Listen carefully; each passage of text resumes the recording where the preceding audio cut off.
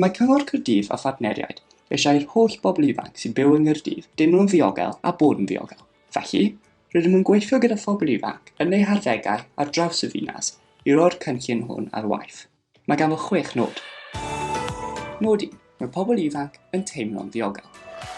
Nod 2. Mae iechyd a lles pobl ifanc yn well. Nod 3.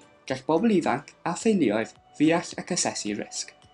Nod 4. Bydd addysg a gweithgareddau ar gael i bob person ifanc, a fydd yn ei helpu i baratoi ar gyfer eu dyfodol.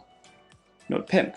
Mae gan bob person ifanc cartref sefydlog a chefnogaeth gan gymuned. Nod 6. Mae pobl ifanc yn cael cyfnodau pontio cadarnhaol. Byddent yn derbyn arweiniad i oresgyn eu brwydrau a help i addasu i newidiadau. Rydym am i wasanaethau weithio gyda'i gilydd fel bod Caerdydd yn ddinas lle gall bobl ifanc ddweud. Dwi'n teimlo'n diogel. Rwy'n cael help pan fydd ei angen arnaf. Mae gen i pobl eraill fy wedi'i i siarad i a felly rydw i ddim yn teimlo ar fy men fy hun.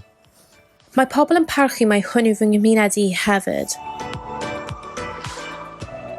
Dydw i ddim ar fy men fy hun. Mae gen i bobl y gallaf siarad â nhw. Mae pobl yn gwrando arnaf ac rwy'n cael fy marchu. Dydw i ddim yn teimlo embaras i siarad am yr hyn sydd yn digwydd yn fy mywyd. Rwy'n gwybod sut i nodi risgiau, byw ar fy men fy hun, ac aros yn ddiogel.